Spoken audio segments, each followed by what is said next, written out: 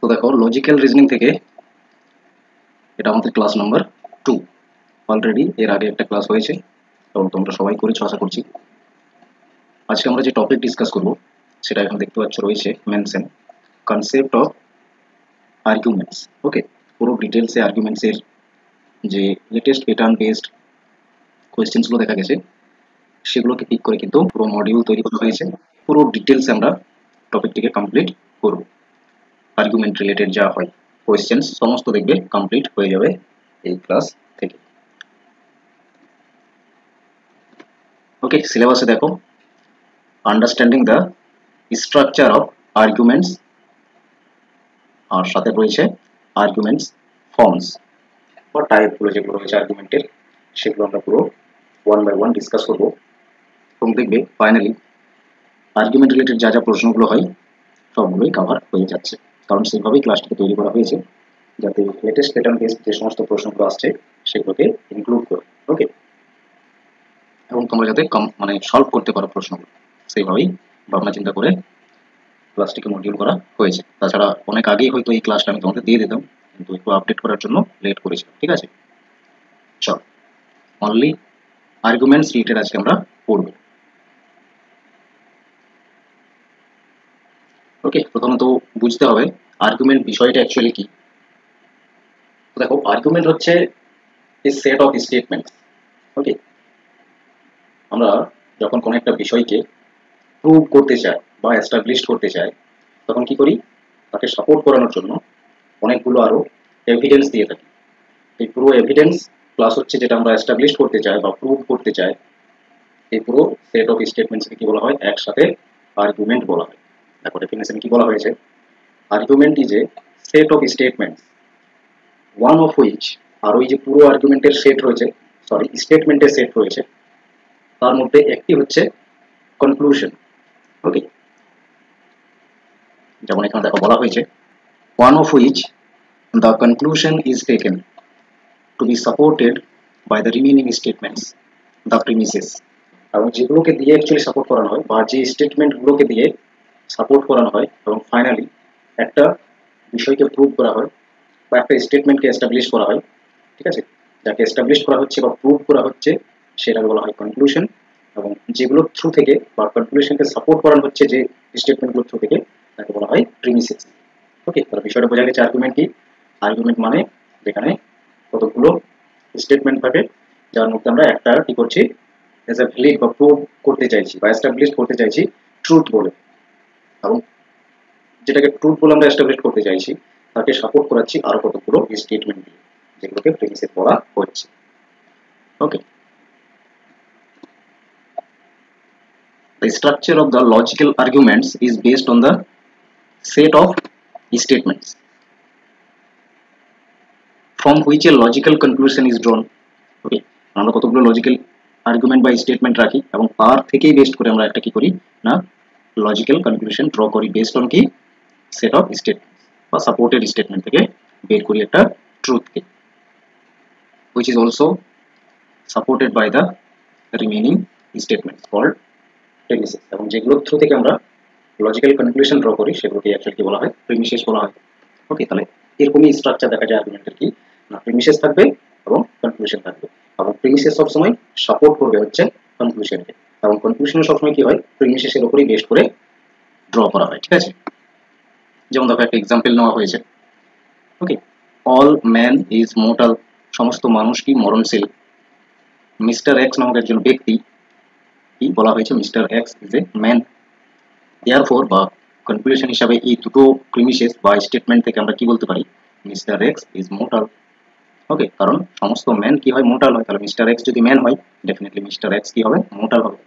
ওকে, এইভাবে কনক্লুশন আর প্রিমিসেস দিয়ে যে টোটাল স্টেটমেন্ট তৈরি হলো এটাকে আমরা একটা বলবো আর্গুমেন্ট।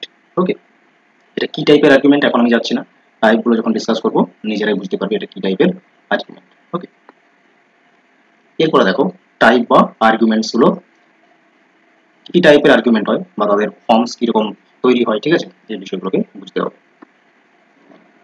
প্রথমত ব্রডলি আমরা দুটো আর্গুমেন্টের টাইপ পড়ব, একটা হবে ডিডাকটিভ রিজনিং বা আর্গুমেন্ট, আর একটা হবে ইন্ডাকটিভ রিজনিং বা আর্গুমেন্ট। ওকে, তো দেখো ডিডাকটিভ যে রিজনিং বা আর্গুমেন্ট তার একটা আমরা এক্সাম্পল নেব এবং ইন্ডাকটিভেরও একটি এক্সাম্পল নেব, এবং এক্সাম্পলগুলোকে ভালো করে এক্সপ্লোর করবো এবং ডিটেলসে বোঝার চেষ্টা করবো, ঠিক আছে? যেমন দেখো, যে আগের এক্সাম্পলটা নিয়েছিলাম আমরা, all man are mortal, mister X is a man, therefore mister X is mortal. Okay, এখানে একটা বিষয় লক্ষ্য করো, অল ম্যান আর মোর্টাল মানে কি, একটা অলরেডি ইউনিভার্সাল বিষয় রয়েছে, মানে অলরেডি যেটা অ্যাজ এ থিওরি হিসেবে এস্টাবলিশড, ঠিক আছে? সেই বিষয় থেকেই আমরা ছোট্ট একটা বিষয়কে নিচ্ছি এবং সেটার ট্রুথ বা ভ্যালিডিটি চেক করছি, ঠিক আছে? মানে থিওরিকেই এখানে টেস্ট করা হয়ে থাকে এক কথা। ওকে, আর অন্যভাবে আমরা বলতে পারি এটা একটা জেনারেল ফ্যাক্ট। এই জেনারেল ফ্যাক্ট থেকে আমরা কি করছি, পার্টিকুলার ফ্যাক্টে আসছি এবং এই ফ্যাক্ট চেক করছি। বোঝা গেছে? জেনারেল টু পার্টিকুলার হয়ে থাকে ডিডাকটিভ আর্গুমেন্ট। ওকে, যেমন আরেকটি এক্সাম্পল রয়েছে দেখো, the product of two consecutive integer is divisible by two. বলা হয়েছে দুটো যদি আমরা কনজিকিউটিভ ইন্টিজার নিই তাহলে সবসময় যে প্রোডাক্ট আসবে বা গুণফল আসবে সেটা 2 দিয়ে ভাগ যাবে, ঠিক আছে? যেমন ধরো 2 গুণিত 3, 2 একটা নাম্বার বা ইন্টিজার এবং তারপরেরই ঠিক নাম্বার হচ্ছে 3, তার মানে হলো পরপর দুটো ইন্টিজার, দুটোকে যদি আমরা গুণ করি 6 আসবে, and definitely 6 will be divisible by 2। Okay, এটাই বলতে চাইছি। তার মানে এটা অলরেডি এস্টাবলিশড রয়েছে কি না, দুটো কনজিকিউটিভ নাম্বারকে যদি আমরা নিই এবং তাদের গুণ করি সেটা সবসময় কি হবে না, 2 দিয়ে ভাগ যাবে। এবং এর থেকে আমি, এটা একটা থিওরি, এবং এর থেকে আমি যে কোনো দুটো ইন্টিজার নিয়ে চেক করতে পারি, ঠিক আছে? এবং রেজাল্ট ডেফিনেটলি যা বলা হয়েছে প্রিমিসেসে সেটাই কনক্লুশন ড্র হবে। ওকে, তো এই টাইপের ফাংশন হয়ে থাকে বা স্ট্রাকচার থাকে, ওকে, ডিডাকটিভ রিজনিং এর। যেমন দেখো এখানে বলা হয়েছে দেয়ারফর আমি যদি 4 ইন্টু 5 করি তাহলে রেজাল্ট আসবে 20, আর সেটা 2 দিয়ে ডেফিনেটলি ভাগ যাবে। অন্যদিকে ইন্ডাকটিভ রিজনিং হচ্ছে যেখানে আগে অনেকগুলো অবজারভেশন বা ফ্যাক্টস থাকবে এবং ওই ফ্যাক্টসের প্যাটার্ন আন্ডারস্ট্যান্ডিং করে তারপরে গিয়ে জেনারেলাইজেশন করছে আর নিউ থিওরি এস্টাবলিশ করছে।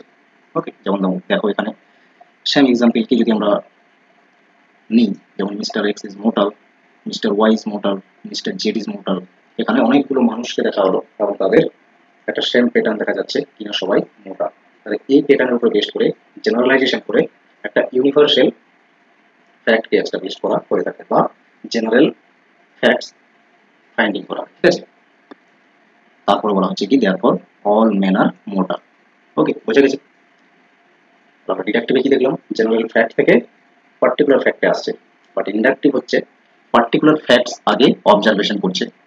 ওকে, প্রত্যেকটাই পার্টিকুলার এবং এই পার্টিকুলার ফ্যাক্টসের নির্দিষ্ট প্যাটার্ন আন্ডারস্ট্যান্ডিং করে তার উপর বেস করে জেনারেলাইজেশন হচ্ছে, তারপরে একটা general fact as a conclusion হিসেবে ড্র করা হয়ে থাকে।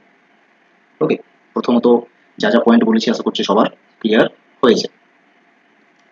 এরপর দেখো এখানে আবার একটি এক্সাম্পল রয়েছে যেখানে 3, 9, 27, 81, 243 এইভাবে ডট ডট করে করে চলছে। Okay, based on the same pattern আমরা তারপরের টার্মটি বলতে পারবো, ঠিক আছে? কারণ যেখানে প্যাটার্ন থাকবে সেখানে বুঝবে কি না এটা ইন্ডাকটিভ রিজনিং কাজ করছে। ক্লিয়ার? বোঝা গেছে?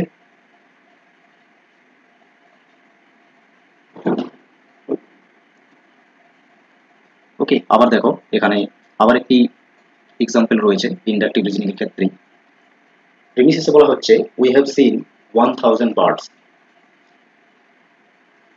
All of them can fly, এবং যতগুলো 1000 বার্ড দেখেছি সবগুলোই কি উড়তে পারে। দেয়ারফর এখান থেকে আমরা কনক্লুশন ড্র করতে পারবো all bird can fly, all birds can fly, ঠিক আছে? তাহলে বলো, ধরো তোমার জীবনে তুমি যতগুলো বার্ডস দেখেছো সবগুলোকে তুমি উড়তে দেখেছো, তাহলে সেখান থেকে তুমি কি করছো, একটা ছোট ছোট অবজার্ভ ফ্যাক্টস 1000 অবজার্ভ ফ্যাক্ট থেকে তুমি এটা কি করছো, জেনারেল ফ্যাক্ট এস্টাবলিশ করছো অল বার্ডস ক্যান ফ্লাই। ওকে, তাহলে এই ক্ষেত্রে ইন্ডাকটিভ রিজনিং কি হয়, এর যত বেশি পরিমাণে অবজারভেশন বাড়বে বা ফ্যাক্ট অবজারভেশন যত বেশি হবে কনক্লুশন তত গ্যারান্টি দেবে ট্রু হওয়ার, ঠিক আছে? বা প্রবাবিলিটি থাকবে তার ঠিক হওয়ার, ঠিক আছে? এখানে ভ্যালিড ইনভ্যালিড কথাটা আসবে না। ওকে, এগুলোতে আসছি পরপর। ক্লিয়ার, বোঝা গেছে বিষয়টা? অবজারভেশন ফ্যাক্টস হচ্ছে, আর ওই ফ্যাক্টস অবজারভেশন থেকে প্যাটার্ন আন্ডারস্ট্যান্ডিং, আর ওই প্যাটার্ন আন্ডারস্ট্যান্ডিং থেকে একটা জেনারেল ফ্যাক্ট এস্টাবলিশড হয়ে থাকে ইন্ডাকটিভ রিজনিং। ওকে, যা যা এক্সাম্পল রয়েছে এগুলো থেকে আশা করছি সবগুলো ক্লিয়ার হয়েছে তোমাদের। এরপরে দেখো, আমরা এক্সাম্পলের থ্রু থেকে তো বোঝার চেষ্টা করলাম, এরপর টেকনিক্যালি কিছু এক্সাম পয়েন্ট অফ ভিউতে যে বিষয়গুলো ইম্পর্টেন্ট সেগুলোকে আমরা নোটস আকারে আরেকবার এগুলো পড়ে নেবো, ঠিক আছে? যদি আমরা ডেফিনেশনের দিক থেকে ডিডাক্টিভ এবং ইন্ডাকটিভ বুঝতে চাই রিজনিং বা আর্গুমেন্ট, তাহলে ডিডাক্টিভ রিজনিং এ যে ডেফিনেশন বলা হয়, ডিডাক্টিভ রিজনিং বা argument is the form of valid reasoning to deduce new information or conclusion from known facts and information। তাহলে এখানে কি করছে, অলরেডি known facts বা ইনফরমেশন থেকে তার থেকেই নিউ ইনফরমেশন বা কনক্লুশন ড্র করার চেষ্টা হয়ে থাকে, ঠিক আছে? বা যে known facts থাকে সেই known factsকেই আবার রিচেক করা হয়ে থাকে। ওকে, তার মানে এখানে নিউ ফ্যাক্টস কিছু আসছে, জাস্ট এখানে রিচেক করা হয়ে থাকে। বোঝা গেছে বিষয়টা? এখানে নিউ ইনফরমেশন লেখা আছে বলে ভাববে না যে ডিডাকটিভ রিজনিং কি নিউ ফ্যাক্টস বা নিউ থিওরি ডেভেলপ করে, ঠিক আছে? অলরেডি অ্যাভেলেবেল ফ্যাক্টস রয়েছে। কারণ এক্সাম্পলটা মনে করো, all men are mortal, mister X is a man, therefore mister X is mortal, ঠিক আছে? কারণ অল মেন আর মোর্টাল এটা একটা জেনারেল ফ্যাক্ট এবং নোন ফ্যাক্ট। ওই নোন ফ্যাক্ট থেকেই মিস্টার এক্স একটা পার্টিকুলার ফ্যাক্ট যাকে রিচেক করা হচ্ছে যে বিষয়টা ঠিক আছে। ওকে, তাহলে এখানে নিউ ইনফরমেশন আসবে না, বাট নোন ফ্যাক্টস থেকেই আমরা কি করছি, কনক্লুশন বা একটা ইনফরমেশনকে ড্র করছি। But on the other hand inductive রিজনিংয়ে কি বলা হয়েছে বা ইন্ডাকটিভ আর্গুমেন্টে কি বলা হয়েছে, inductive reasoning or argument arrives at a conclusion by the process of generalization through pattern understanding using some specific facts or data or through observation। Okay, inductive রিজনিংয়ে কি করে বা আর্গুমেন্টে কি করে, এখানে ফ্যাক্টস বা ডেটা বা অবজারভেশনের থ্রু থেকে প্যাটার্ন আন্ডারস্ট্যান্ডিং করে ওই প্যাটার্নের উপর বেস করে জেনারেলাইজেশন প্রসেস ইউজ করে একটা নিউ কনক্লুশন বা নিউ নলেজ এস্টাবলিশ করা হয়ে থাকে। এখানে যদি প্রশ্নে আসে কোন আর্গুমেন্ট নিউ নলেজ বা নিউ থিওরিজ এস্টাবলিশ করে, সবসময় অ্যান্সার হবে ইন্ডাকটিভ রিজনিং। কি বলা ছিল এখানে, mister X is mortal, mister Y is mortal, mister Z is mortal, এইভাবে ফ্যাক্টসগুলোকে আন্ডারস্ট্যান্ডিং করে তারপরে বলা হচ্ছে একটা জেনারেল ফ্যাক্ট, ঠিক আছে? All men are mortal. ওকে, তাহলে এখানে স্পেসিফিক ফ্যাক্টস বা ডেটার উপরে বেস্ট করে জেনারেলাইজেশন প্রসেসকে কাজে লাগিয়ে একটা জেনারেল কনক্লুশন ড্র করা হয়ে থাকে। তাহলে যেগুলো অবজারভেশন সেগুলো নন হলো, বাট যেটা জেনারেল ফ্যাক্টস এস্টাবলিশ করা হলো সেটা আননোন থাকবে, ঠিক আছে? ওই আননোন হয় বলেই এখানে বলা হয় কি নিউ ইনফরমেশন বা নিউ থিওরি ডেভেলপ হয়। ওকে, এরপরে এখানে অ্যাপ্রোচ কি কাজ করে, কোন অ্যাপ্রোচে ডিডাকটিভ রিজনিং করা হয়ে থাকে। ডিডাকটিভ রিজনিং বা argument follows a top to down or general to particular or universal to specific or unknown to known approach। ওকে, কারণ দেখো এখানে বলে all men are mortal, ঠিক আছে? Mister x is a man, therefore mister x is mortal। ওকে, তাহলে এটা general fact, যেহেতু general fact এটা হলো টপ অ্যাপ্রোচ বলা হচ্ছে, ঠিক আছে? আর এর থেকে একটা আমরা এই জেনারেল ফ্যাক্ট থেকে পার্টিকুলার ফ্যাক্টে আসছি বলে এটাকে বলা হয় ডাউন, ঠিক আছে? টপ টু ডাউন সেগুলো বলা হচ্ছে। একই রকম জেনারেল ফ্যাক্ট যেহেতু এটা জেনারেল একটা বিষয় এবং তার থেকে পার্টিকুলার একটা ফ্যাক্টে আমরা আসছি, একই রকম জেনারেল বিষয়টাকে আমরা ইউনিভার্সালও বলতে পারি, ঠিক আছে? ইউনিভার্সাল স্পেসিফিক সেই জন্য, আর যেহেতু জেনারেল সেই জন্য এটা আননোন, ঠিক আছে? আননোন, কারণ সমস্ত জেনারেল বিষয় সবসময় আননোন থাকে, ঠিক আছে? কারণ সমস্ত কিছু ওই অবজেক্টসের আমরা জানতে পারি, ঠিক আছে? তো এখানে তো তুমি দেখতে পাচ্ছ বাস্তবের সঙ্গে মিল রয়েছে, all men are mortal, but এখানে যখন আমরা আর্গুমেন্ট বা রিজনিং দেখবো তখন বাস্তবের সাথে যে লিঙ্কটা সেটা তোমাকে খানিকটা ভুলে থাকতে হবে, ঠিক আছে? কারণ এটা অন্যরকম এক্সাম্পল হতে পারতো। তো যেখানে জেনারেল বিষয় বোঝাবে সেটা সাধারণত আননোন থাকে, ঠিক আছে? বাট একটা থিওরি, এটা কিন্তু এস্টাবলিশড থিওরি, হবে, ঠিক আছে। সেই জন্য এটাকে বলা হয় unknown two known approach. Clear? একই রকম ইন্ডাকটিভের ক্ষেত্রে কি বলা হয়, অপোজিট সবগুলো হবে, bottom to up approach, okay, down to top approach, particular to general approach, specific to universal এবং known to unknown approach. Okay, তাহলে আননোন অ্যাপ্রোচ থাকছে, এই জন্য এখানে বলা হয় নিউ থিওরি এস্টাবলিশড হচ্ছে। যেমন মিস্টার এক্স ওয়াই জেড এগুলোকে আমরা দেখলাম মোর্টাল, তাহলে এরা সবাই মানুষ, সেই জন্য আমরা একটা জেনারেল ফ্যাক্ট এস্টাবলিশ করছি কি অল মেন আর মোর্টাল। তো এইভাবে নন ফ্যাক্ট থেকে একটা জেনারেল ফ্যাক্ট এস্টাবলিশ হচ্ছে বলে সেই জন্য এটাকে বলা হয় নন টু আননোন, ঠিক আছে, অ্যাপ্রোচ বলা হয়ে থাকে এই ইন্ডাকটিভ রিজনিং বা আর্গুমেন্ট। ওকে, একই রকম ডাউন টপ এই জন্য বলে কারণ আগে পার্টিকুলার ফ্যাক্ট অবজারভেশন হয়, তারপরে একটা জেনারেল ফ্যাক্ট এস্টাবলিশড হয়। ওকে, পার্টিকুলার টু জেনারেল হলো সেই জন্য ডাউন টু টপ হলো, বটম টু আপ হলো। আগে বটম মানে জেনারেল ফ্যাক্টস ফাইন্ডিং হয়, তারপরে প্যাটার্নের উপর বেস্ট করে একটা কি ইউনিভার্সাল ফ্যাক্টস তৈরি করা হয়। ওকে, স্পেসিফিক টু ইউনিভার্সাল সেই জন্য। তো এই অ্যাপ্রোচগুলো মনে রাখবে, এখান থেকে প্রশ্ন হয়। এরপরে ভ্যালিডিটির বিষয়, ডিডাকটিভ এবং ইন্ডাকটিভ আর্গুমেন্ট বা রিজনিং এর ক্ষেত্রে ভ্যালিডিটি সবসময় ডিডাকটিভ রিজনিং এ হয়ে থাকে, কারণ ডিডাকটিভ রিজনিং এর যে টাইপগুলো রয়েছে তার নির্দিষ্ট রুলস বা স্ট্রাকচার রয়েছে, তার স্ট্রাকচারের মধ্যে যদি আসে তখন সেটা ভ্যালিড হয়, বা তার রুলসগুলো যদি ফলো করে আর্গুমেন্ট তৈরি হয় তখন ডিডাকটিভ রিজনিং কি হয়, ভ্যালিড হয়, ঠিক আছে। বাট ইন্ডাকটিভ রিজনিং এ কোনো রকমের ভ্যালিডিটি আমরা যুক্ত করতে পারি না। এখানে যে কনক্লুশন ড্র করা হয়ে থাকে সেই কনক্লুশনের প্রবাবিলিটি থাকে সঠিক হওয়ার, ঠিক আছে, বা স্ট্রং হওয়ার, ঠিক আছে। সেই জন্য এখানে ইন্ডাকটিভ রিজনিং সবসময় কি হবে, স্ট্রং অ্যান্ড উইক হবে। স্ট্রং কখন হবে, স্ট্রং হবে যদি তার অবজারভেশন বা এক্সাম্পল বা ফ্যাক্টস বা এভিডেন্সেস যত স্ট্রং হবে বা যত বেশি হবে কোনো একটা বিষয়কে এস্টাবলিশ করার ক্ষেত্রে, তত যে কনক্লুশন সেটার স্ট্রং হবে, এবং যত এক্সাম্পল বা এভিডেন্স কম থাকবে প্রবাবিলিটি তত উইক হবে, ঠিক আছে। যেমন দেখো কি বলা হয়েছে ভ্যালিডিটির ক্ষেত্রে, ডিডাকটিভ রিজনিং বা argument could be valid or invalid, এটা ভ্যালিড হতে পারে বা ইনভ্যালিড হতে পারে। ভ্যালিড হবে কখন, যখন রুলস বা স্ট্রাকচারের মধ্যে আসবে বা মধ্য দিয়ে তৈরি হবে আর্গুমেন্ট, তখন ভ্যালিড হবে। আর ইনভ্যালিড যদি ব্রেক করে, রুল বা স্ট্রাকচার ব্রেক করে, তখন হয়ে যাবে ইনভ্যালিড। আর এই ভ্যালিডিটির রুলস গুলো হচ্ছে আমরা ফ্যালাসিস যখন ডিসকাস করব তখন আরেকবার করবো, ঠিক আছে। ভ্যালিডিটি রুলগুলোতে এখন আমি যাচ্ছি না, এবং তখন আরেকবার স্ট্রাকচার আমরা আর্গুমেন্টের করব। In deductive reasoning or argument, the conclusion must be true if the premises are true. তো এখানে স্ট্রাকচার এরকমই হচ্ছে যে যদি প্রেমিসেস ট্রু হয় তাহলে কনক্লুশনকে মাস্ট ট্রু হতে হবে, ভ্যালিড হতে হবে, ঠিক আছে। আর এরকম কেস কখনো দেখা যাবে না প্রেমিসেস গুলো ট্রু রয়েছে বাট কনক্লুশন ফলস, ঠিক আছে। Premises true but conclusion false, এই কন্ডিশন কখনো তৈরি হবে না, এবং এই কন্ডিশনে কি হয়, ইনভ্যালিড হয়ে থাকে আর্গুমেন্ট, ঠিক আছে।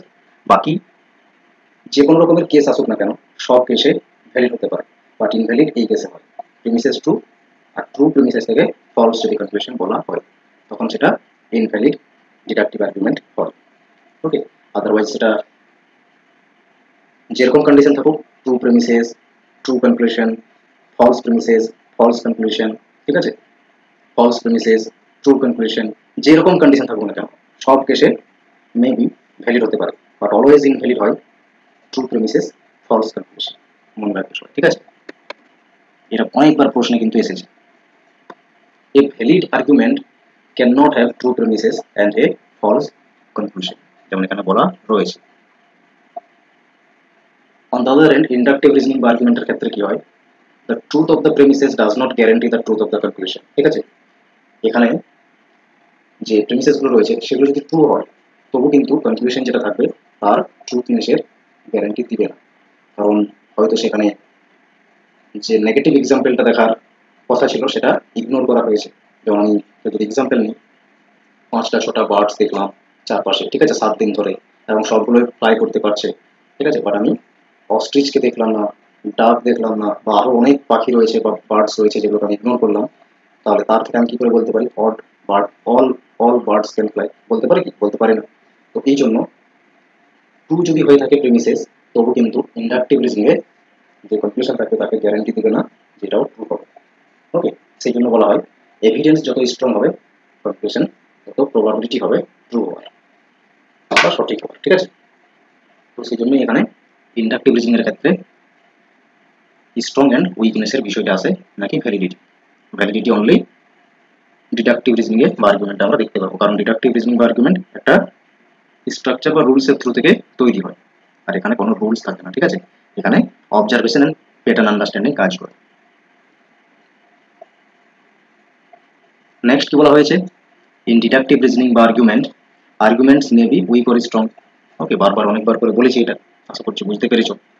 প্রসেস কি কাজ করে ডিডাকটিভ এবং ইন্ডাকটিভে, যেহেতু আমি অলরেডি তোমাদের অনেকবার করে বলেছি এই প্রসেসটা, বাট এখানে টেকনিক্যালি মেনশন রয়েছে। তো দেখো ডিডাকটিভ কি করছে কাজ, অলরেডি স্ট্রাকচার হইতে কাজ করছে।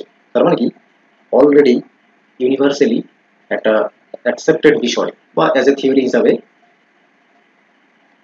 অ্যাকসেপ্টেন্স রয়েছে, ঠিক আছে? সেই বিষয় থেকে একটা ফ্যাক্টস নিয়ে রিচেক করে থাকে, ঠিক আছে? এই কাজটা হচ্ছে ডিডাকটিভ রিজনিং করে থাকে। সেই জন্য যেহেতু অলরেডি এস্টাবলিশড বা থিওরি রয়েছে এবং সেই থিওরিকেই টেস্ট করছে বলে এর প্রি ডিফাইন্ড প্রসেস রয়েছে যেটাকে আমরা স্ট্রাকচার করছি। তো সেই জন্য এটা যদি আমরা যে স্ট্রাকচার রয়েছে অলরেডি সেই স্ট্রাকচারের থ্রু থেকে বা সেই রুলসকে মেনটেন করে হয়েছে, ইউনিভার্সাল যে রুলস রয়েছে কোন একটা সার্টেন বিষয়ের উপরে সেটা মেনশন করেই যদি হয়ে থাকে তৈরি, তখন সেটা ভ্যালিড। আদারওয়াইজ যদি না হয় তখন সেটা ইনভ্যালিড হয় বলছি। ওকে, তো এখানে যে প্রসেসটা কাজ করবে, প্রথমে থিওরি, যা থিওরি রয়েছে সেই থিওরি থেকে আমি একটা পার্টিকুলার বিষয়কে এস্টাবলিশ করতে চাইছি বা চেক করতে চাইছি। তো সেটাকে আমি যে হাইপোথেসিস হিসাবে নেব, সেই জন্য থিওরি হাইপোথেসিস, এবং ওই হাইপোথেসিস যা নিয়েছি তাকে আমি অ্যানালাইসিস করবো, মানে প্যাটার্ন দেখবো, ঠিক আছে? তারপরে কনফার্মেশন করবো যে না, যে থিওরি রয়েছে তার যে হাইপোথেসিস সেটা সঠিক, ঠিক আছে? তো এটা এইভাবে কাজ করে theory, hypothesis, pattern and confirmation. ইন্ডাকটিভের ক্ষেত্রে কি হয়, অবজারভেশন হয়, ঠিক আছে? ডেটা ফ্যাক্টস চেক হয়, ঠিক আছে? মানে আগেই পার্টিকুলার বিষয়ের উপরে কাজ করছে এখানে, তারপরে সেই অবজার্ভ যে ফ্যাক্টস বা ডেটা, তারপরে প্যাটার্ন আন্ডারস্ট্যান্ডিং হয়। প্যাটার্ন আন্ডারস্ট্যান্ডিং করার পরে যে প্যাটার্নটা দেখা যাচ্ছে সেটাকে এই যে হাইপোথেসিস বলা হয়, এবং সেই হাইপোথেসিসকে আরো টেস্ট করে ফাইনালি নিউ থিওরি এস্টাবলিশ করা হয়ে থাকে। এটা হচ্ছে ইন্ডাকটিভ রিজনিং করা হয়। সেই জন্যই বলা হয় ইন্ডাকটিভ রিজনিং অলওয়েজ কি করে না, নিউ থিওরি এস্টাবলিশ করে, আর থিওরি চেক করে বা টেস্ট করে ডিডাকটিভ রিজনিং। ক্লিয়ার? ওকে, এই ছিল ব্রডলি দুটো আমাদের মেন টাইপ আর্গুমেন্টের। এরপর আরো কতগুলো টাইপ রয়েছে যেগুলো এক্সামে আসছে তখন তাদের পড়তে হবে। তো ফাইনালি আমরা দুটো টাইপ পড়েছি, ডিডাকটিভ এবং ইন্ডাকটিভ রিজনিং বা আর্গুমেন্ট। এখানে ডিডাকটিভ রিজনিং বা আর্গুমেন্টকে আরো দুটো ভাগে ভাগ করা হয়, মেডিয়েটেড অ্যান্ড ইমিডিয়েট আর্গুমেন্ট। ওকে, মেডিয়েটেডকে সিলজিজমও বলা হয়, আর এদিকে ইমিডিয়েট আর্গুমেন্টে আমরা দেখব কনভার্সন, অপারশন অ্যান্ড কন্ট্রাপোজিশন, তিনটে রয়েছে। ওকে, এখানে মেডিয়েটেড বা সিলজিজমকে এখানেই আমরা আরো দুটো টাইপ দেখতে পাবো, একটা হাইপোথেটিক্যাল আর একটা হবে ডিসজাংটিভ আর্গুমেন্ট।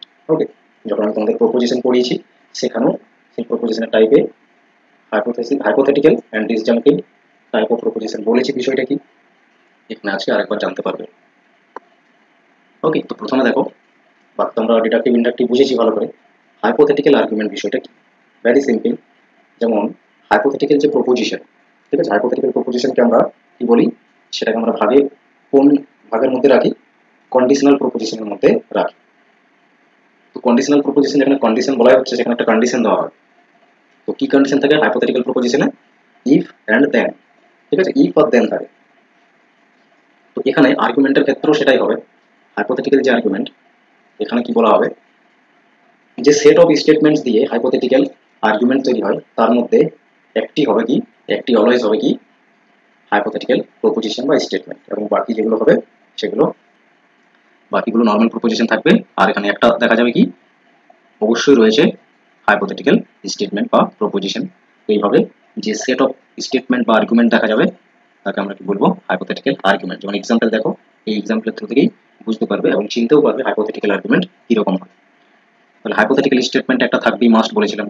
যেমন দেখো মেনশন রয়েছে এখানে, ইফ ইট রেইনস টুমরো, যদি পরের দিন কি হয়, বৃষ্টি হয়, then the picnic will be cancelled. Okay, তাহলে এখানে ইফ আর দেন রয়েছে এবং এটা হচ্ছে হাইপোথেটিক্যাল প্রপোজিশন। ওকে, তাহলে এর থেকে আরও স্টেটমেন্ট রয়েছে, দেখো the occurrence of rain tomorrow, পরের দিন জল পড়েছে, ঠিক আছে, যদি হয় দেন কি না, therefore picnic will be cancelled, তাহলে যদি রেন হয় তাহলে তো ক্যান্সেল করতেই হবে, ঠিক আছে, কারণ এখানে দুটো হচ্ছে বিষয় রয়েছে। যদি বৃষ্টি হয় তাহলে কি পিকনিক ক্যান্সেল করতেই হবে, তাহলে বৃষ্টি হয়েছে, তাহলে তারপরের যেটা আছে স্টেটমেন্ট সেটা কখনোই অ্যাকসেপ্ট করা যাবে না, ঠিক আছে, তাহলে ক্যান্সেল করতে হবে। তো এইভাবে হাইপোথেটিক্যাল আর্গুমেন্ট মানে হচ্ছে একটা স্টেটমেন্ট সবসময় কি হবে, হাইপোথেটিক্যাল স্টেটমেন্ট হবে। ওকে, তো হাইপোথেটিক্যাল আর্গুমেন্ট এইভাবেই চিনতে পারবে। এরপরে ডিসজাংটিভের ক্ষেত্রে কি হয়, ডিসজাংটিভের ক্ষেত্রেও একই রকম, একটা স্টেটমেন্ট ডিসজাংটিভ প্রপোজিশন হবে এবং বাকিগুলো নর্মাল থাকবে, ঠিক আছে।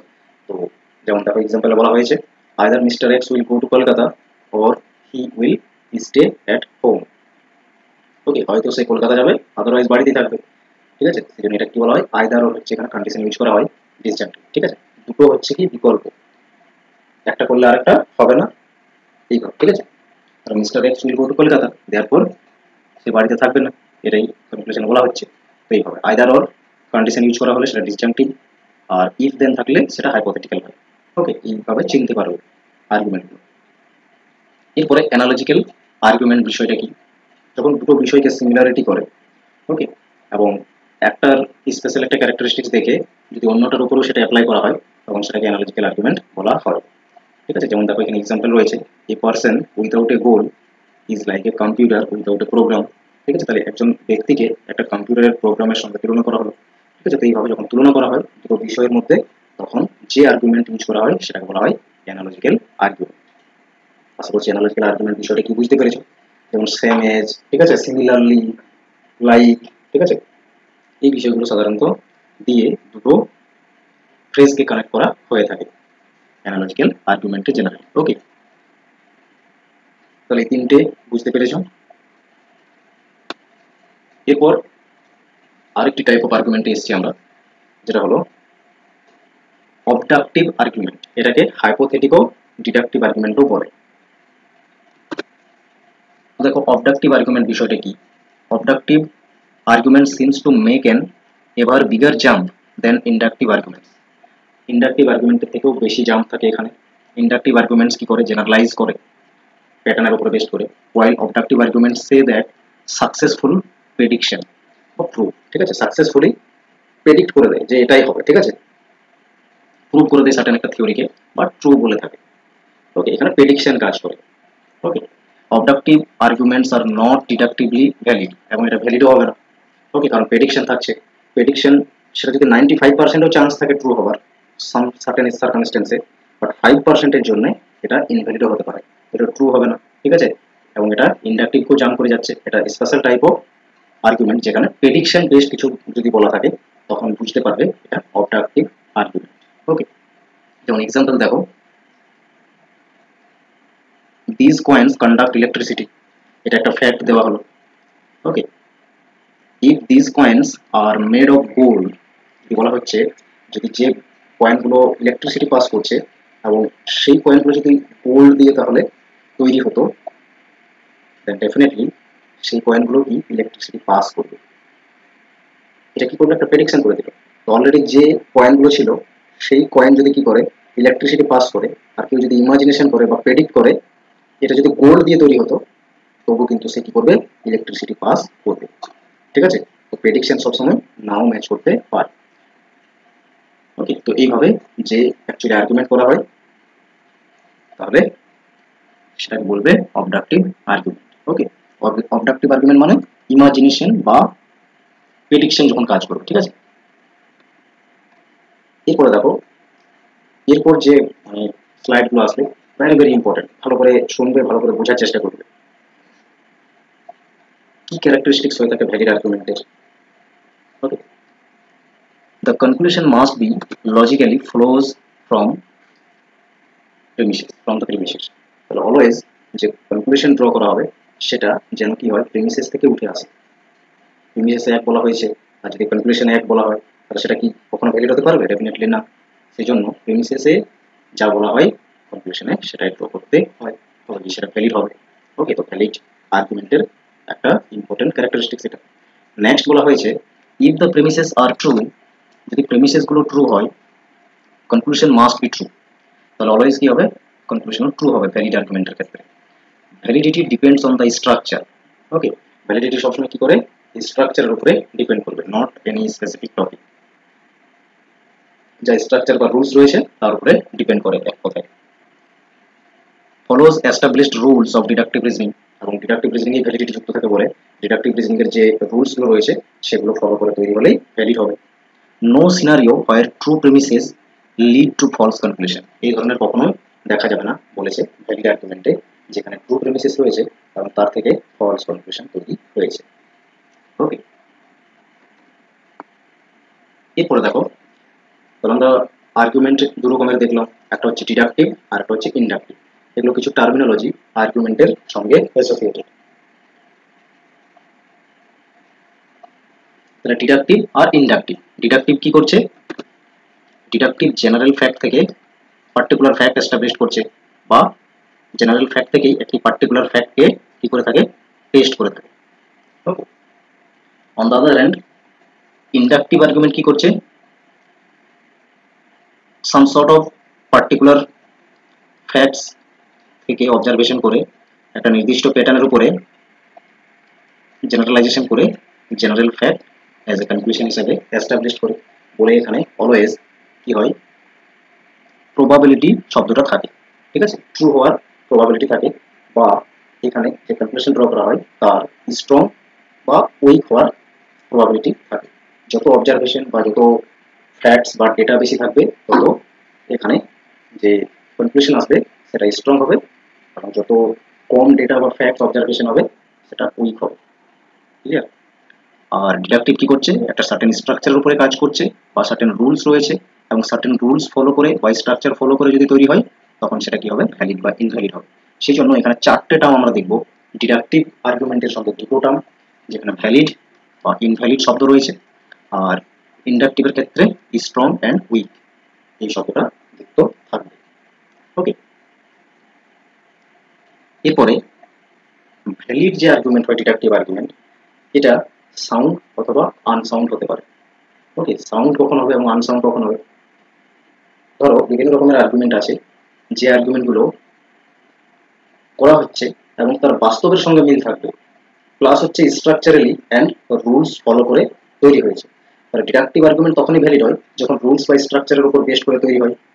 ঠিক আছে, তো সেটা দেখা গেল আমি বোঝার জন্য তোমাদেরকে বলছি, এবং পরপর এক্সাম্পলে আসবো তখন আরো ভালো করে ক্লিয়ার হতে পারবে। ঠিক আছে, সাউন্ড কখন হবে? ভ্যালিড আর্গুমেন্ট সাউন্ড অথবা আনসাউন্ড হতে পারে। ঠিক আছে, ভ্যালিড আর্গুমেন্ট কি বলছি, সাউন্ড অথবা আনসাউন্ড হতে পারে। সাউন্ড কখন হবে? একটা নির্দিষ্ট আর্গুমেন্ট ধরে নাও তার যে স্ট্রাকচার বা রুলস রয়েছে সেই রুলস বা স্ট্রাকচারের উপর বেস্ট করে তৈরি হলো, তখন তো সেটা ডেফিনেটলি ভ্যালিড হবে। বাট তার যদি রিয়েলিটির সঙ্গেও এক্সিস্ট করছে রিয়েলিটিতে, ঠিক আছে, অল প্রিমিসেস যেগুলো দেওয়া হয়েছে সেগুলো যদি ট্রু হয়, মানে বাস্তবের সঙ্গে বা রিয়েলিটিতেও ট্রু হয়, ট্রু তো হবে, ঠিক আছে, যদি সেটা রিয়েলিটিতেও ট্রু হয় তাহলে সেই ক্ষেত্রে সাউন্ড হবে। ঠিক আছে, স্ট্রাকচারালি তো ভ্যালিড হলো, ঠিক আছে, বা রুলস ফলো করে তৈরি হলো, ভ্যালিড হবে তাহলে। বাট যদি সেটা রিয়েলিটিতেও এক্সিস্ট করে বিষয়টা তখন সেটাকে সাউন্ড বলবে। আর যদি স্ট্রাকচারালি বা রুলস মেনটেন করে তৈরি হয়েছে বাট রিয়েলিটিতে সেটা এক্সিস্ট করছে না বাস্তবে, তখন সেটাকে আনসাউন্ড বলা হয়। ভ্যালিড যেহেতু রুলস মেনটেন করে হয়েছে, বাট সেটা আনসাউন্ড বিকজ রিয়েলিটি সেটা বলছে না অ্যাকচুয়ালি। ঠিক আছে, এক্সাম্পলগুলো দেখলে আরো ভালো করে বুঝতে পারবে। আর ইনভ্যালিড মানে রুলস ব্রেক করে তৈরি হয়েছে বা নেসেসারিলি প্রিমিসেসকে ফলো করছে না, আর সেইভাবে কনক্লুশন যদি ড্র করা হয়ে থাকে তখন সেটাকে বলা হবে কি invalid. Conclusion conclusion is not necessarily true given the premises, মানে যে প্রিমিসেসগুলো রয়েছে সেটা নেসেসারিলি ভ্যালিডলি ড্র করতে পারলো না তারা। ঠিক আছে, বাট প্রিমিসেস থেকে ড্র হলো না সঠিকভাবে। ঠিক আছে, তো তার মানে সেটা রুল ব্রেক করেছে, তার মানে রুল ব্রেক করলে অলওয়েজ ইনভ্যালিড হবে। আর invalid deductive argument always unsound হবে, মনে রাখবে। ঠিক আছে, এটা সবসময় কি হবে আনসাউন্ড, এখানে কোনো সাউন্ডের বিষয়টা থাকবে না, ইনভ্যালিড অলওয়েজ আনসাউন্ড হবে। ওকে, একই রকম ইন্ডাকটিভ আর্গুমেন্টের ক্ষেত্রেও যে দুটো শব্দ রয়েছে স্ট্রং অ্যান্ড উইকের বিষয়টা, স্ট্রং তখন হয় যখন এভিডেন্স বেশি থাকবে, তখন তত বেশি গ্যারান্টি দেবে কনক্লুশনেরও সঠিক হবার, আর যত কম এভিডেন্স থাকবে তত সেটা কি করবে, প্রবাবিলিটি কম থাকবে সঠিক হবার, ঠিক আছে কনক্লুশন। তো এই ক্ষেত্রে স্ট্রং অ্যান্ড উইক বিষয়টা বুঝতে পেরেছো। তো ইন্ডাকটিভ রিজনিং এর ক্ষেত্রে কি হয়, যেমন ডিডাকটিভে কি ছিল, সাউন্ড অ্যান্ড আনসাউন্ড বিষয়টা ছিল, ইন্ডাকটিভ কি করছে, কজেন্ট অ্যান্ড আনকজেন্ট বিষয়টা যুক্ত থাকবে, ঠিক আছে। একই রকম বিষয় যেমন আমরা দেখলাম ডিডাকটিভে সেই বিষয়ই, বাট এখানে টার্মগুলো দুটো আলাদা রয়েছে, বাট বিষয় দুটো একই। ইন্ডাকটিভ রিজনিং যদি দেখা যায় সেটা রিয়েলিটিতে সঠিক, তখন মানে true premises, actually all premises true, that means সেটা কি হবে, পজিটিভ। আনপজিটিভ তখনই হবে যখন অ্যাটলিস্ট একটা এমন স্টেটমেন্ট রয়েছে যার বাস্তবে কোনো মিল নেই বা ফলস, তখন সেটা হয়ে যাবে আনপজিটিভ। তো স্ট্রং যে ইন্ডাকটিভ আর্গুমেন্ট সেটা দুটোই হতে পারে, positive unpositive. All premises true, that means it is positive argument, ঠিক আছে। আর দেখা যাচ্ছে একটাও যদি তার মধ্যে ফলস থাকে, দ্যাট মিনস আনপজিটিভ। আর weak inductive argument always unpositive হয়। ওকে, এই যে ডায়াগ্রামটা রয়েছে সমস্ত টার্মিনোলজি যেগুলো আর্গুমেন্টের সঙ্গে অ্যাসোসিয়েটেড একটা স্লাইডে দেখতে পাচ্ছ। এরপর আরো এগুলোকে একবার ভালো করে আমরা এক্সপ্লেন করি ওয়ান বাই ওয়ান, তারপরে কিছু পিওয়াইকিউ সলভ করবো, তাহলে ক্লাসটা শেষ হবে, ঠিক আছে। সাধারণত আরো 30 মিনিটসের মতো লাগবে। দেখো কি বলা হয়েছে, to determine if N argument is valid or invalid. একটা আর্গুমেন্ট ভ্যালিড বা ইনভ্যালিড কখন কিভাবে বলবে, দেখো এখানে দেখো একটা আর্গুমেন্ট রয়েছে, প্রিমিসেসে কি বলেছে, অল ডগস আর ক্যাটস। প্রিমিসেস 2 তে বলেছে অল ক্যাটস আর বার্ডস। এখানে কনক্লুশন দেওয়া হয়েছে অল ডগস আর বার্ডস। ওকে, এটা স্ট্রাকচারালি ভ্যালিড। যদি আমরা এটাকে ভেন ডায়াগ্রাম করে দেখি, ভেন ডায়াগ্রাম তো টপিক রয়েছে তোমাদের পড়বে করে, বাট এখন বোঝার জন্য দেখো, অল ডগস একটা আমি দুটো এলিমেন্টস নিলাম, ঠিক আছে, দুটো এলিমেন্টস রয়েছে, দুটো এলিমেন্টসের জন্য দুটো সার্কেল হবে, আর এক একটা এলিমেন্টসকে এক একটা সার্কেল রিপ্রেজেন্ট করবে, আর সেগুলোকে যখন ওভারলে করে তাদের ভ্যালিডিটি টেস্ট করা হয়, তখন যে পুরো সেট অফ ডায়াগ্রামটা তৈরি করবে সেটাকে ভেন ডায়াগ্রাম বলা হয়। এটা জন ভ্যান তৈরি করেছিল আর্গুমেন্টের ভ্যালিডিটি টেস্ট করার জন্য, ঠিক আছে, বা বিভিন্ন অবজেক্টকে এজ এ ডায়াগ্রামেটিক রিপ্রেজেন্ট করার জন্য, তো তার নাম অনুসারে সেজন্য ভেন ডায়াগ্রাম বলা হয়, ঠিক আছে। ডগ একটা অবজেক্ট, তো সমস্ত এই ডগ যে অবজেক্ট এটা কেটের মধ্যে আসবে। ওকে, বোঝা গেছে, অল ডগস আর কেট, সমস্ত ডগ কি হলো, কেট, বোঝা যাচ্ছে কারণ ভেতরে গেছে, ডগ হচ্ছে কেটের ভিতরে রয়েছে, সার্কেলের ভেতরে। তো মিসেস 2 তে বলা হচ্ছে অল কেট আর বার্ডস। এরপর কেটের যে ডায়াগ্রাম আছে এটাও তাহলে বার্ডস এর ভিতরে থাকবে, ঠিক আছে, বার্ডস এর ভিতরে থাকলো। এইভাবে ডায়াগ্রামগুলো তৈরি করা হয়, ঠিক আছে। এখানে তো দেখো সাম, নো, সাম নট, এই স্টেটমেন্টগুলো নেই, তাহলে এগুলো কিভাবে ড্র হয় এটা আমরা ভ্যান ডায়াগ্রাম যখন করবো তখনই দেখবো, ঠিক আছে। আর এখন যেটা রয়েছে সেটা দেখো, তাহলে এখান থেকে বলো যে কনক্লুশন করা হয়েছে, তাহলে দুটো আমরা প্রিমিসেসকে ড্র করেছি, আর এখান থেকে যে কনক্লুশন দেওয়া আছে অল ডগস আর বার্ডস, এটা আমরা টেস্ট করবো যে ঠিক আছে কিনা। ডগ এখানে রয়েছে আর বার্ডস হচ্ছে বাইরে রয়েছে, ঠিক আছে, তাহলে তার মানে কি বার্ডস এর ভেতরেই অ্যাকচুয়ালি ডগ সার্কেলটা রয়েছে, ডগের সার্কেলটা রয়েছে, তার মানে কি সেটার ভেতরে আছে, মানে কি এটাও ট্রু, ঠিক আছে, এটাও ট্রু, এটাও ট্রু, সব ট্রু হচ্ছে, ট্রু প্রিমিসেস ট্রু কনক্লুশন, তার মানে এটা কি ভ্যালিড, স্ট্রাকচারালি বা রুলস অ্যাকর্ডিংলি তৈরি হয়েছে। ওকে, সেই জন্য ভ্যালিড। তো ভ্যালিডিটি এভাবেই চেক করবে ভ্যান ডায়াগ্রামের থ্রু থেকে, আর যদি নেসেসারিলি প্রিমিসেসের উপরেই বেশ করে কনক্লুশন তৈরি হয়, যেমন আমরা এখানে দেখছি, তাহলে সেটা কি হবে, ভ্যালিড হবে। বাট এটা বলো বাস্তবে কি মিল রয়েছে, ডগ কখনো বার্ড হতে পারবে, বাস্তবে মিল নেই, এটা কি হবে, unsound, valid but unsound argument, বোঝা গেছে। আর এটা যদি বাস্তবে মিল থাকতো তখন সেটা কি হবে, valid and sound argument. Deductive reasoning এর ক্ষেত্রে এই বিষয়গুলো যুক্ত থাকে। দেখো আমি একটা সাউন্ড আর্গুমেন্টের এক্সাম্পল দিচ্ছি, ঠিক আছে, যেটা তোমরা প্রথমেই দেখেছো, তোমরা all men are mortal, mister X is a man, therefore mister X is motor.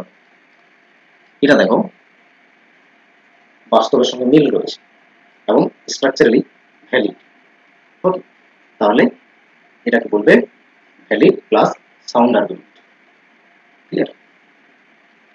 Validity is about the form of argument, not truth of the premises. ঠিক আছে, তো ভ্যালিডিটি অ্যাকচুয়ালি বলতে কি বোঝায়, আর্গুমেন্টের ফর্মটাকে বোঝায়, যে ফর্ম বা রুলস রয়েছে আর্গুমেন্টের সেটা মেনটেন করে তৈরি হচ্ছে কিনা, নাকি ট্রুথনেসটাকে শুধু বোঝায়। ঠিক আছে, ট্রুথনেস বিষয়টা নয় কিন্তু ভ্যালিডিটি। ঠিক আছে, জাস্ট স্ট্রাকচার বিষয়টাকে বোঝায়। বাট একটা রুলসের মধ্যেই রয়েছে যে ট্রু প্রেমিসেস ট্রু কনক্লুশন হতে হবে, তবে গিয়ে ভ্যালিড হবে। কখনোই ভ্যালিড আর্গুমেন্ট এরকম হয় না ট্রু প্রেমিসেস ফলস কনক্লুশন। ঠিক আছে, এটা একটা রুলসের মধ্যে আছে। আবারও একটি আর্গুমেন্ট আছে দেখো, যেখানে প্রিমিসেস ওয়ানে বলা হয়েছে অল ডগস আর অ্যানিমেলস, অল ডগস আর অ্যানিমেলস, যেটা অ্যানিমেলস হলো। ঠিক আছে, এরপর বলা হয়েছে অল ক্যাটস আর অ্যানিমেলস, তাহলে অল ক্যাটস অ্যানিমেলস, তাহলে অ্যানিমেলস এর ভিতরেই ক্যাট নামক আরেকটা অবজেক্ট থাকবে। ওকে, এইভাবে ড্র হলো। এখন যে কনক্লুশন ড্র করা হয়েছে বেসড অন টু প্রিমিসেস, কি বলা হচ্ছে, অল ক্যাট আর ডগ। অল ক্যাট আর ডগ তুমি ডায়াগ্রাম থেকে দেখতে পাচ্ছ? ডেফিনেটলি দেখতে পাচ্ছ না। ওকে, কারণ এটা কি হলো, ইনভ্যালিড আর্গুমেন্ট। ওকে, ইনভ্যালিড হলো। তো এইভাবে ভ্যান ডায়াগ্রামের থ্রু থেকে আমরা টেস্ট করতে পারবো একটা আর্গুমেন্টকে, সেটা ভ্যালিড হচ্ছে কি হচ্ছে না।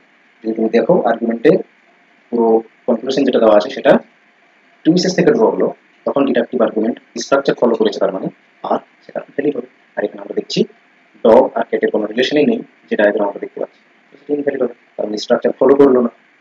ক্লিয়ার? এরপর আসছে সাউন্ডনেসের বিষয়টাতে। ঠিক আছে, তো অলরেডি তো আমি তোমাদের যে টার্মিনোলজিগুলো ছিল সেখানে বলে দিয়েছি অলরেডি। আরেকবার দেখো, soundness is the characteristics or attribute of deductive argument that denotes both the truth of its premises and logical strength. Premises গুলো ট্রুথনেস, ঠিক আছে, এবং তার উপর বেস্ট করে নেসেসারি ড্র হচ্ছে কিনা কনক্লুশন, বা লজিক্যাল স্ট্রেংথ কতটা রয়েছে প্রিমিসেস এন্ড কনক্লুশনের মধ্যে, এটাকে জাস্ট কি করে বা সাউন্ডনেসের থ্রু থেকে আমরা বুঝতে পারি। ঠিক আছে, কারণ দেখবে যে প্রিমিসেস গুলো রয়েছে সেগুলো যদি সমস্ত ট্রু হয় তখন সেটা হবে সাউন্ড। ঠিক আছে, আনসাউন্ড হবে যে প্রিমিসেস গুলো রয়েছে তার মধ্যে একটাও ফলস হয়, তখন সেটা আনসাউন্ড হয়ে গেল। ঠিক আছে, তাহলে প্রিমিসেসের ট্রুথনেস বিষয়টাকে বোঝায় সাউন্ড বলতে, আর লজিক্যালি কতটা স্ট্রেংথ, মানে যে কনক্লুশন ড্র হচ্ছে সেটা কতটা স্ট্রেংথ হবে তাহলে বেসড অন প্রিমিসেস।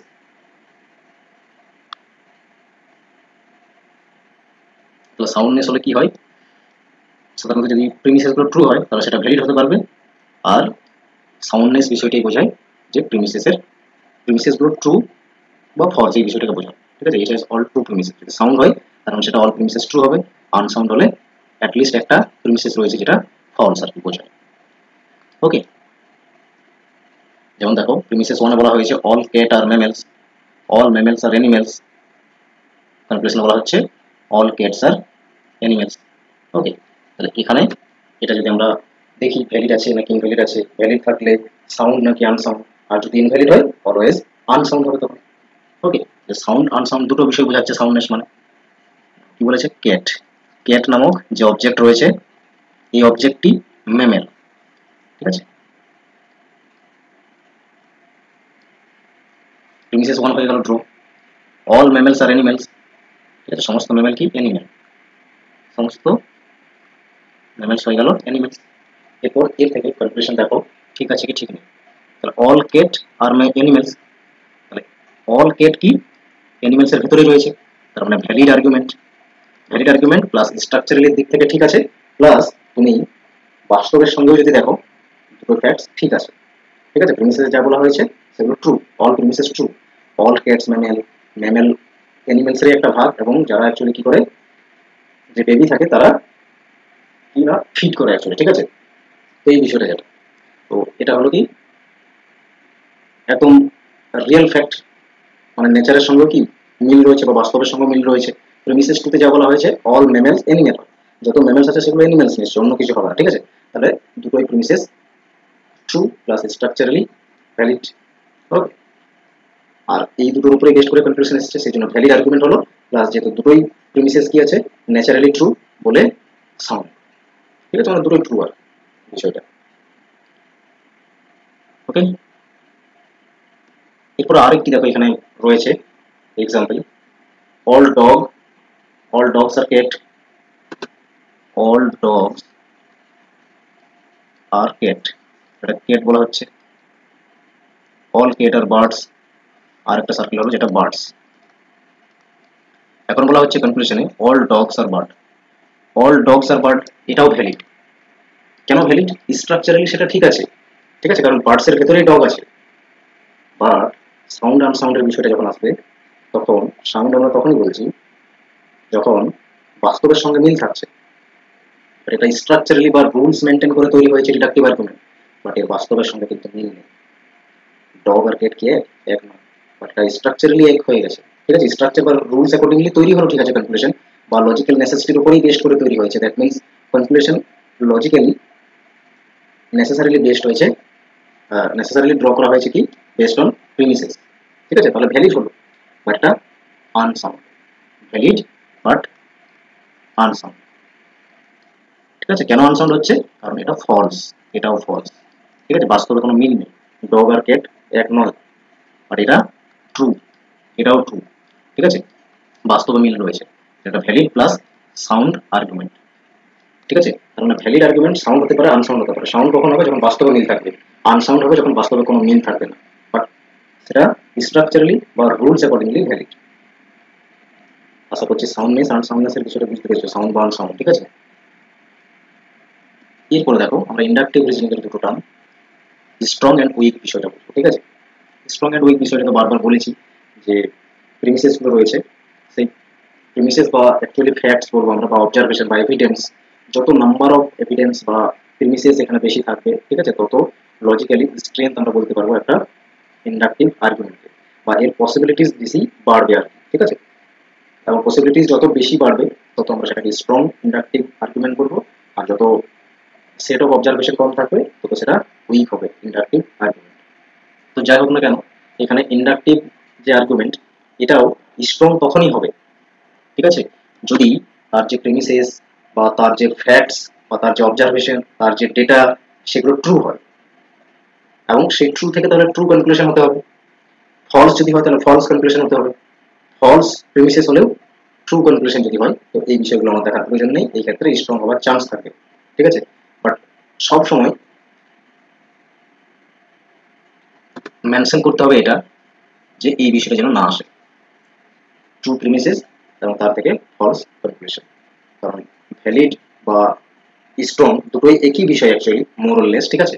তো এই ক্ষেত্রে মেনটেন করতে হবে সবসময়, এটা মাথায় রাখতে হবে, ট্রু ফ্যাক্টস থেকে কখনো ফলস কনক্লুশন আসতে পারে, ঠিক আছে। সেই জন্য ট্রু প্রিমিসেস থেকে ফলস কনক্লুশন ড্র কখনো যেন না হয়, ঠিক আছে। এই ক্ষেত্রে সেটা সবসময় উইকেই থাকবে। বাকি আদার কেস যেগুলো উপরে মেনশন রয়েছে, true premises, true conclusion, false premises, false conclusion, false premises, true conclusion, এই ক্ষেত্রে মেবি স্ট্রং হতে পারে, ঠিক আছে। বাট এই ক্ষেত্রে ট্রু প্রিমিসেস, ফলস কনক্লুশন এই ক্ষেত্রে কখনোই স্ট্রং হবে না, অলওয়েজ সেটা উইক হয়ে যাবে, ঠিক আছে। তাহলে এখানে ইন্ডাকটিভ রিজনিং এর ক্ষেত্রে স্ট্রং এন্ড উইক দুটো বিষয় আছে। স্ট্রং ইন্ডাকটিভ আর্গুমেন্ট অলওয়েজ সেটা কজেন্সির সাথে যুক্ত থাকে, কজেন্সির সাথে যুক্ত থাকবে, ঠিক আছে। কজেন্সি বিষয়টা কি? Strong argument, strong argument plus true premises বিষয়টা যদি একসাথে যুক্ত থাকে তখন সেটা কজেন্সি হবে, ঠিক আছে, বা কজেন্ট বিষয়টা থাকবে। ওকে, কজেন্সি হচ্ছে একটা অ্যাট্রিবিউট বা ক্যারেক্টারিস্টিক্স ইন্ডাকটিভ আর্গুমেন্টের that denotes the truth of its premises. আর যদি ট্রুথ প্রিমিসেস হয়, আর প্রিমিসেস গুলো যদি ট্রু হয়, তার মানে এটাকে বা আর্গুমেন্টটাকে লজিক্যালি স্ট্রেংথ বলতে পারবে বা স্ট্রং বলতে পারবে, ঠিক আছে। কখন একটা আর্গুমেন্ট স্ট্রং হবে এবং সেটা কজেন্ট হবে? যেমন দেখো, আর্গুমেন্ট দেওয়া হচ্ছে কি, the weather report says there is 95% chance of rain tomorrow, ঠিক আছে, গতকাল 95% চান্স আছে যে কি না বৃষ্টি হতে পারে। The sky is already cloudy, কারণ এখন থেকে দেখা যাচ্ছে cloudy sky, humidity is high or very high. তো এগুলো আর্গুমেন্ট দেওয়া হচ্ছে, সেই জন্য বলা হচ্ছে কি প্রবাবলি টুমরো রেন হতে পারে। তো এই ক্ষেত্রে যেহেতু 95% চান্স আছে, আমরা স্ট্রং বলতে পারবো, এবং মোরলেস বেশিরভাগ ক্ষেত্রে দেখা গেছে বিষয়টা সঠিক হয়, ঠিক আছে, এবং বৃষ্টি হয়ে থাকে যদি হাই হিউমিডিটি থাকে, ক্লাউডি থাকে অলরেডি, ঠিক আছে। তো এই ক্ষেত্রে আমরা সেটাকে কজেন্ট বলবো, মানে বাস্তবে যদি সেটা মিল থাকে, ঠিক আছে, তখন সেটা স্ট্রং প্লাস ট্রু হবে, মিনস কজেন্ট। বাট সেম এক্সাম্পলকে যদি আমরা অন্যভাবে দেখি, ঠিক আছে, যে 95% রেন হওয়ার চান্স আছে, স্কাই ক্লাউডি আছে, হিউমিডিটি বেশি আছে, তাহলে প্রবাবিলিটি আছে কি রেন হওয়ার, বাট প্রবাবিলিটি শব্দটা এখানে থাকবে। কখনোই যে কনক্লুশন বলা হচ্ছে অ্যাসুরেন্স করা হচ্ছে না বা গ্যারান্টি যখন দেওয়া হয় না, প্রবাবেল, ঠিক আছে, মেবি এই শব্দগুলো থাকবে, তখন যে যতই বড় লাইন লেখা থাকুক না কেন, লাস্টে যদি এই শব্দগুলো যুক্ত থাকে, প্রবাবেল শব্দটা যদি আসে কোনোভাবে, যে কোনো ওয়ার্ড যদি ইন্ডিকেট করে প্রবাবিলিটি, কোনো রকমের গ্যারান্টি না দেয়, দ্যাট মিনস সবসময় বুঝতে পারবে এটা ইন্ডাকটিভ আর্গুমেন্ট। ঠিক আছে, ইন্ডাকটিভ আর্গুমেন্টে যে কনক্লুশন সেখানে সবসময় কি করে প্রবাবেল শব্দটা যুক্ত থাকে, মানে গ্যারান্টি দিবে না কনক্লুশন যে ঠিক হবে আর কি। ঠিক আছে, এই ক্ষেত্রে 5% কি বলছে, 5% তো চান্স আছে নাও হতে পারে রেন।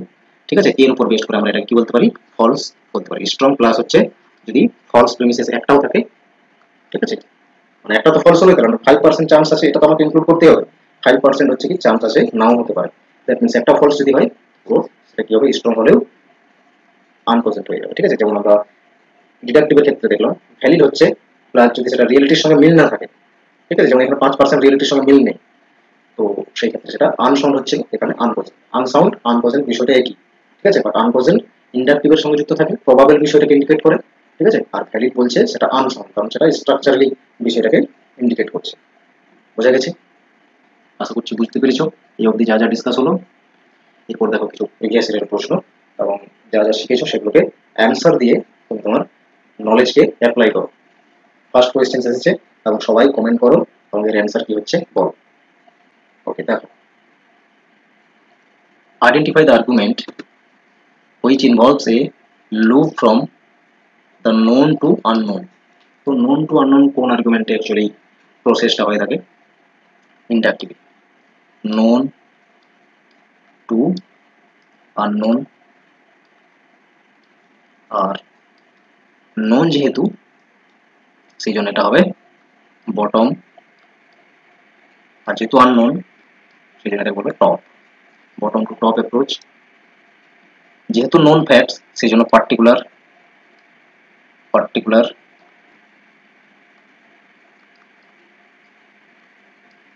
পার্টিকুলার কি স্পেসিফিকও বলা হয়, স্পেসিফিক টু জেনারেল। বোঝা যাচ্ছে? এতগুলো আমরা বলতে পারবো। একই রকম ডিডাকটিভের ক্ষেত্রে এগুলো সব উল্টোটা। ওকে, নেক্সট প্রশ্ন দেখো আর অ্যান্সার দাও। কি বলেছে, the reasoning which would be helpful in seeking new knowledge of facts about the world. New knowledge যখনই বলবে, ঠিক আছে, কোন আর্গুমেন্ট নিউ নলেজ ফাইন্ডিং করে, ইন্ডাকটিভ। ওকে, নিউ, কারণ এখানে known to unknown facts establish করা হয়। তো নোন টু আননোন মানে এই আননোন মানেই তো নিউ, তোমার কাছে জানা ছিল না বলেই তো এটা নিউ। ঠিক আছে, সেই জন্য নিউ নলেজ অলওয়েজ ফাইন্ডিং হয় ইন্ডাকটিভে। ওকে, নেক্সট প্রশ্ন দেখো কি বলেছে, the relation that exists between premises and conclusion is that of logical necessity. Is the case with which of the following arguments? কোন arguments এর ক্ষেত্রে premises আর conclusion এর মধ্যে logical necessity থাকে? এটা বারবার বলেছি, বারবার তোমরা শুনেছো, ডিডাকটিভে থাকে। ঠিক আছে, কারণ ডিডাকটিভে conclusion যেটা ড্র করা হয় স্ট্রিক্টলি বেসড অন কি, লজিক্যাল নেসেসিটির উপরে বেসড করে উইথিন প্রিমিসেস। ঠিক আছে, মানে প্রিমিসেস থেকেই সাধারণত কনক্লুশন আসে, তার অতিরিক্ত বাইরে কিছু বলা হয় না, কারণ এটা অলরেডি থিওরি থেকে একটা ফ্যাক্টকে টেস্ট করা হয়, সেটা তার ভেতরেই হবে, প্রিমিসেস থেকেই হবে। ওকে, এই বিষয়টা মনে রাখবে, এটা অ্যান্সার হবে ডিডাকটিভ। আর ইন্ডাকটিভ কি করে, কোনো ধরনের লজিক্যাল নেসেসিটি মেইনটেইন করে না। ঠিক আছে, যেটা বলা হয় প্রিমিসেসে তার অতিরিক্ত সবসময় বলা হয় কনক্লুশন, কারণ প্রিমিসেসে অলওয়েজ জেনারেল বা স্পেসিফিক পয়েন্টস বলা হয়। ঠিক আছে, অবজারভেশন ফ্যাক্টসের উপরে হয়, আর সেখানে জেনারেল একটা কনক্লুশন ড্র হয়ে থাকে, এবং সেটা অতিরিক্ত বলা হবে। ওকে, স্পেসিফিক থেকে জেনারেলে যাওয়া হলো, তার মানে কি একটা ব্রড ফ্যাক্টসকে এস্টাবলিশ করা হলো কনক্লুশন, তাহলে অলওয়েজ কি হয়, সেটা লজিক্যাল নেসেসিটি মেইনটেইন করে না, ইন্ডাকটিভ। ওকে, আর মেইনটেইন করে লজিক্যাল নেসেসিটি ডিডাকটিভ আর্গুমেন্ট। দেখো নেক্সট প্রশ্নে কি বলেছে, একটা আর্গুমেন্ট দেওয়া আছে, বলেছে a person without a goal is like a computer without a program. ঠিক আছে, তো এটা সিমিলারিটি করছে কম্পিউটারের সঙ্গে মানুষকে, তার মানে এটা হবে অ্যানালজিক্যাল আর্গুমেন্ট। হাইপোথেটিক্যাল কি করে চিনতে পারবে, সেখানে ইফ দেন দেখতে পাবে। ওকে, ডিসজাংটিভ চিনতে পারবে আইদার অর থেকে, আর ইন্ডাকটিভ ডিডাকটিভ এগুলো তো ভালো করেই চিনতে পারবে। চলো এরপর দেখো নেক্সট প্রশ্ন কি বলেছে, the product of any three consecutive integers is divisible by 6। তিনটে যদি আমরা সংখ্যাকে গুণ করি, পরপর সংখ্যা বা কনজিকিউটিভ নাম্বারকে, তো তাহলে গুণফল যা আসবে সবসময় 6 দিয়ে ভাগ যাবে। কোন টাইপের রিজনিং? ডিডাক্টিভ রিজনিং, কারণ এটা এস্টাবলিশড থিওরি থেকে একটা চেক করছি জাস্ট। ওকে, যখন কোনো প্যাটার্ন দেখতে পাবে, প্যাটার্নের উপরে কাজ করবে, তখন সেটা ইন্ডাকটিভ হবে।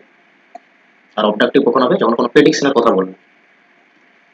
নেক্সট দেখো, ম্যাচ করতে হবে লিস্ট 1 আর লিস্ট 2। আর্গুমেন্ট এতে রয়েছে আর্গুমেন্ট লিস্ট 1 এর।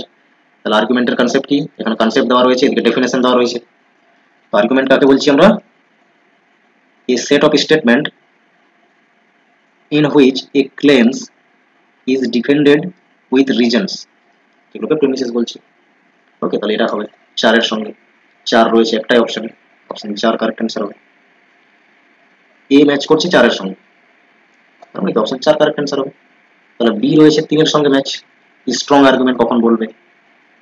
তাহলে স্ট্রং তো ইন্ডাকটিভের সঙ্গে যুক্ত থাকে সবসময়। ওকে, তো 3 এর সঙ্গে ম্যাচ হবে অলরেডি আমরা দেখিয়ে নিয়েছি। তাহলে পড়ে দেখো কি বলছে। an inductive argument in which the conclusion follow probably from premises, definitely probably follow যদি করে তখন সেটা স্ট্রং হবে। ঠিক আছে, মানে ফ্যাক্টস যা বলছে তার উপরে বেস্ট করে ক্যালকুলেশন আসছে, প্রবাবিলিটি বিষয়টা বলে দিয়েছে, তো এটা স্ট্রংই হবে তার মানে। ঠিক আছে, আনসাউন্ড আর্গুমেন্ট কোন বিষয়টাকে বলবে? 1 এ রয়েছে দেখো, আনসাউন্ড মানে ডিডাক্টিভে চলে যাবে এটা। এই deductive argument that either invalid, তাহলে আনসাউন্ড তো তখনই হয়। অল ডিডাক্টিভ যেগুলো ইনভ্যালিড আর্গুমেন্ট সেগুলো সবসময় আনসাউন্ড হবে। আর সঙ্গে সঙ্গে যদি কি হয়, অ্যাট লিস্ট 1 প্রিমিসেস ফলস থাকে। প্রিমিসেস যতগুলো থাকুক, দুটো থাকবে প্রিমিসেস, সাধারণত দুটো বা একটা থাকতে পারে। তো প্রিমিসেস যদি একটাও ফলস থাকে তাহলে সেটা আনসাউন্ড হয়, কতবার বলেছি। ঠিক আছে, এটাই তো ডেফিনেশন রয়েছে, এটাই তো ডেফিনেশন হয় সাধারণত। উইক আর্গুমেন্ট কাকে বলবে? উইক ডেফিনেটলি ইন্ডাকটিভ রিজনিং এর সঙ্গে যুক্ত থাকে, যেখানে প্রবাবিলি যে প্রিমিসেস রয়েছে, প্রিমিসেস প্রবাবিলি কনক্লুশনকে গ্যারান্টি দিবে না। ঠিক আছে, an inductive argument in which the conclusion does not follow probably from the premises, premises থেকে যখন তৈরি হচ্ছে না বা প্রবাবিলি দিচ্ছে না, ঠিক আছে, তখন সেটা হবে weak argument. Okay, clear? Next প্রশ্ন দেখো কি বলেছে। In light of nature of reasoning and argument pick out of the incorrect statement. Incorrect statement কোনগুলো রয়েছে এখানে বের করতে। এই স্টেটমেন্টে বলেছে an invalid argument can have any combination of truth or falsity in the premises or conclusion। তো premises আর কনক্লুশনে invalid এর ক্ষেত্রে যে কোনো হতে পারে বলেছে কম্বিনেশন, ট্রু ফলস এর কম্বিনেশনটা যে কোনো হতে পারে। ওকে, তো ইনভ্যালিড যেহেতু বলেছে এখানে, ইনভ্যালিড আমরা কি দেখেছি?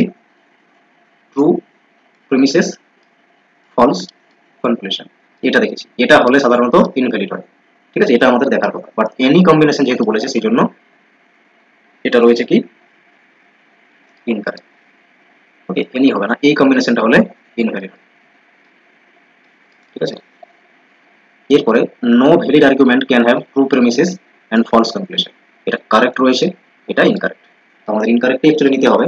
তো এই স্টেটমেন্ট হবে অ্যানসারের মধ্যে। তো এই স্টেটমেন্ট রয়েছে একটাই,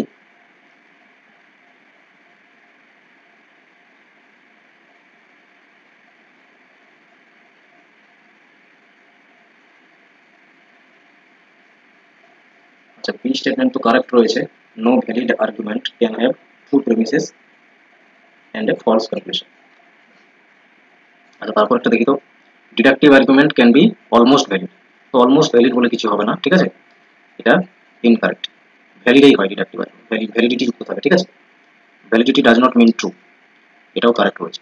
তাহলে এ এবং সি দেখতে পাচ্ছি আমরা ইনকারেক্ট। ঠিক আছে, এই ক্ষেত্রে এটা এ হতো অ্যাকচুয়ালি, অপশন 2 সেক্ষেত্রে কারেক্ট অ্যান্সার হবে। বোঝা গেছে, দুটো এখানে কারেক্ট স্টেটমেন্ট রয়েছে, বি আর ডি, বাকি এ আর সি হচ্ছে ইনকারেক্ট। তো আমাদের ইনকারেক্ট নিতে হতো, অপশন 2 আমরা তৈরি করলাম, এ এন্ড সি। ওকে, নেক্সট প্রশ্ন দেখো, স্টেটমেন্ট 1 এ কি বলেছে?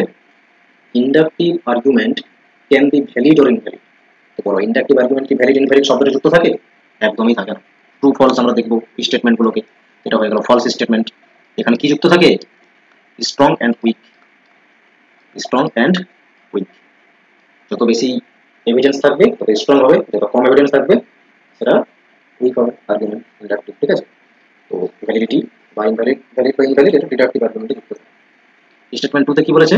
এই strong inductive argument that has all true premises is called a quotient argument. তো ডেফিনেটলি কোয়াজেন্ট কি বলে, স্ট্রং আর্গুমেন্ট প্লাস সমস্ত প্রিমিসেস গুলো ট্রু, দ্যাট মিন্স কোয়াজেন্ট, বিষয়টা কোয়াজেন্ট হবে তার, ঠিক আছে। এটা কারেক্ট রয়েছে, 1 is incorrect, 2 is correct, option number 4 correct answer. বুঝতে পেরেছো? নেক্সট প্রশ্ন দেখো, the concept of validity can not be applied to single proposition. Definitely কোন একটা সিঙ্গেল প্রপোজিশনে আমরা ভ্যালিডিটি বলতে পারবো না, যখন সেট অফ স্টেটমেন্ট আসবে এবং আর্গুমেন্ট তৈরি করবে তখন আমরা ভ্যালিডিটি বিষয়টা যুক্ত করতে পারবো, তাও আবার ডিডাক্টিভ আর্গুমেন্ট। ওকে, কারণ এটা কারেক্ট রয়েছে, ক্যান নট অ্যাপ্লাই বলেছে না, সত্যি তো অ্যাপ্লাই করতে পারবো না একটা সিঙ্গেল প্রপোজিশন, এটা কারেক্ট রয়েছে। The concept of truth can not be applied to argument. Definitely truth বিষয়টা আর্গুমেন্টের সঙ্গে যায় না, আর্গুমেন্টের সঙ্গে ভ্যালিডিটি শব্দটা আসে, ট্রুথ আর ভ্যালিডিটি সম্পূর্ণ আলাদা বিষয়। ওকে, ট্রুথ একটা part validity but not same, এটা হয়ে যাবে, ক্যান নট বলেছে সেজন্য এটাও ঠিক আছে, বোথ আর্গুমেন্ট ট্রু বা কারেক্ট, কারণ তো অ্যাপ্লাই করা যায়, এখানে তো ক্যান নটই বলেছে।